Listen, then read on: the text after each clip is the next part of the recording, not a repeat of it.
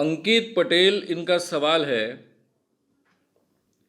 जैसे जैसे विलासिता जीवन को बढ़ावा मिलता है या फिर वो बढ़ते रहता है, वैसे वैसे अनेक प्रकार के रोजगार निर्माण होते हैं, क्या इसमें सच्चाई है क्या? जो मैंने गांधी जी का हिंद स्वराज्य इस विषय को रखा है, उसके संदर्भ में यह सवाल है। विलासिता का जीवन शुरू होना कब संभव होता है? एक तरीका यह हो सकता है कि जब सबका पेट भर जाए, सबका पेट भरने के बाद में उनके पास में समय है और ये बचा हुआ समय फिर विलासिता में खर्च होता है और इसलिए विलासिता के साधन बढ़ते हैं।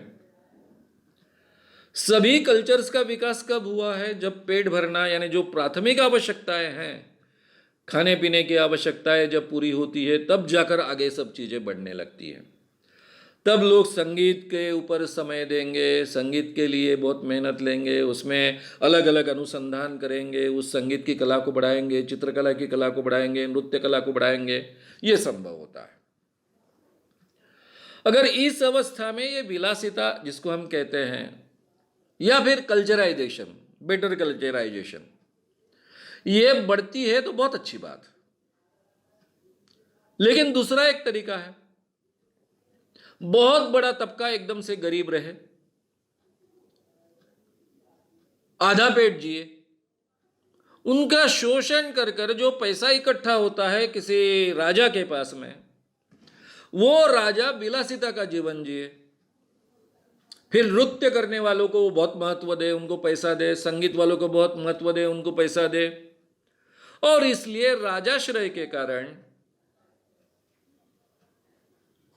राजा के कारण, राजा के इस विलासिता के कारण फिर अलग अलग चीजों को बढ़ावा मिलता है।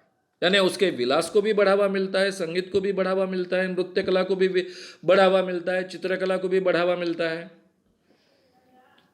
ये दो पॉसिबिलिटीज है।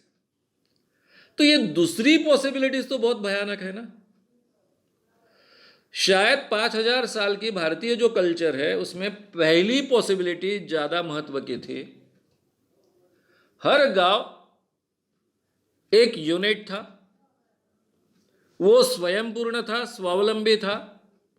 गांव के हर व्यक्ति का पेट पूरी तरह से भर जाता था। और फिर उसके बाद में जो छोटे छोटे शहर निर्माण हुए जहां राजा रहते थे, वह इस ढंग की कल्चर डेवलप हुई। धीरे धीरे ये परिस्थिति बदलती गई।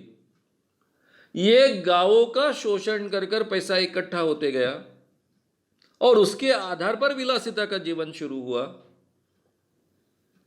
यह स्थिति निर्माण हुई। तो ये विलासिता के कारण नए रोजगार कैसे उपलब्ध होंगे? अब रहा सवाल आज की परिस्थिति में।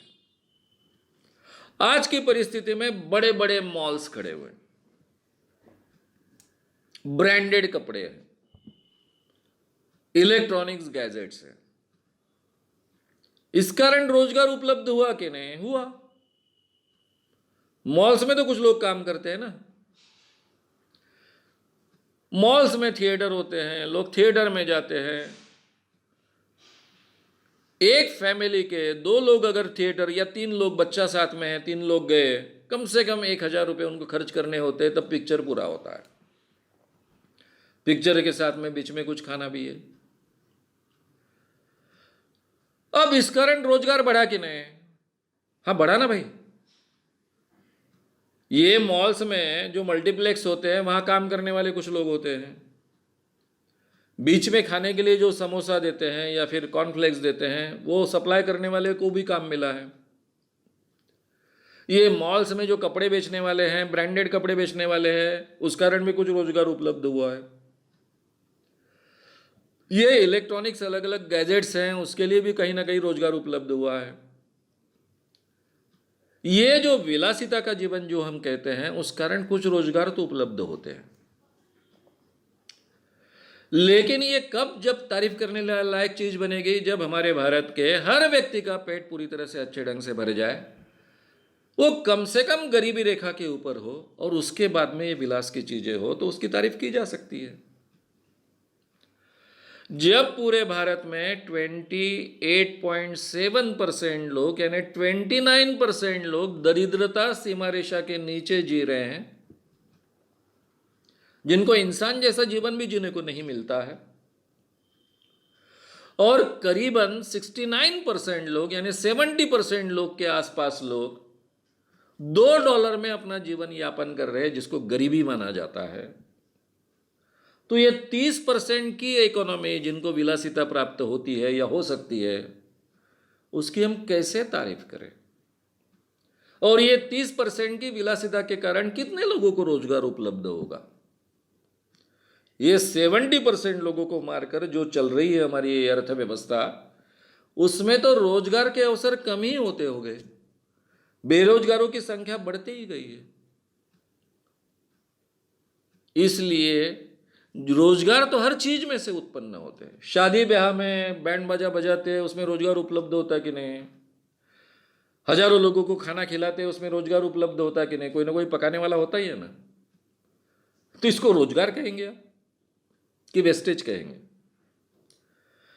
रोजगार कहां उपलब्ध होना चाहिए जिससे ऐसी अर्थव्यवस्था पनपे कि जिससे ज्यादा से ज्यादा लोगों को फायदा मिले, ज्यादा से ज्यादा लोगों को रोजगार उपलब्ध हो। और यही शुरुआत में पंडित जवाहरलाल नेहरू जी ने किया, जिसको हम मिश्र अर्थव्यवस्था कहते हैं। उन्होंने ये जो रिसोर्सेस है, पूरे देश के रिसोर्सेस, यहाँ के पूंजीपतियों के रिसोर्सेस, यहाँ के गवर्नमेंट के रिसोर्सेस, ऐसे चीजों में डाला कि जिससे पूरे देश का विकास हो, औद्योगिक विकास हो तो भी देश का विकास हो। पोलाद पर खर्चा किया, पोलाद के कारखानों पर खर्चा किया, कार के कारखानों पर खर्चा नहीं किया। तब स्कूटर्स भी बहुत नियंत्रित थे, गाड़ियों का यानी कार्स का उत्पाद भी बहुत नियंत्रित था, खुला नहीं था, क्योंकि जो आवश्यक है उसका उत्पाद होना चाहिए। ये मिश्र अर्थव्यवस्था की जो शर्तें थी वो हमने छोड़ दी। अभी हम खुली अर्थव्यवस्था में आए। यहां जो बिकता है उसको लोग बेचते हैं, या फिर बिकने के लिए अवसर निर्माण करते हैं, परिस्थिति निर्माण करते हैं, साइकोलॉजी निर्माण करते हैं। ये एडवर्टाइजमेंट के जरिए आपके दिमाग में जिन लोगों के पास पैसा है, जो लोग पैसा खर्च करने की क्षमता रखते हैं, ये जो 30% लोग हैं, उसमें भी ज़्यादातर 20% ऊपर के लोग हैं, ये लोग खर्च करें इस ढंग से। ये सब विलासिता के जो चीज़ें हैं वो बनाई जाती है, उनको प्रोजेक्ट किया जाता है, उनके बिन जी नहीं सकते ऐसा आभास निर्माण किया जा सकता है। हमारे सभी कोल्ड ड्रिंक्स, उससे कोई शरीर का धारण होता है? ये शरीर के लिए बहुत अच्छी चीज़ है, लेकिन उसकी कितनी एडवर्टाइजमेंट कि हर व्यक्ति को लगे कि हम उसको पिए, पीने के बाद में हमको समाधान मिले। तो ये आवश्यकता नहीं है जीवन की, ये आवश्यकता साइकोलॉजिकली क्रिएट की जाती है, इसके लिए इसका उपयोग किया जाता है। तो कोई भी कारण से रोजगार कुछ संख्या में उपलब्ध तो होते हैं, लेकिन विलासिता के जीवन पर जो खर्च किया जाता है उससे लोगों का, पूरे देश का भला होना संभव नहीं होता है। इसलिए वो गलत अर्थव्यवस्था का हिस्सा है, ये हमने समझ लेना चाहिए। अगर आपको ये वीडियो पसंद आया हो तो उसे ज़रूर लाइक करें, लोगों में ये अवेयरनेस फैलाने में हमारी मदद करें, वीडियो को ज़रूर शेयर भी करें। तो हमारे YouTube चैनल श्याम मानव को विज़िट करें। ऐसे सारे वीडियोस का आनंद लेने के लिए हमारे चैनल को सब्सक्राइब करें, उसके लिए सब्सक्राइब बटन दबाएं। नए वीडियोस का नोटिफिकेशन पाने के लिए बेल आइकन दबाएं।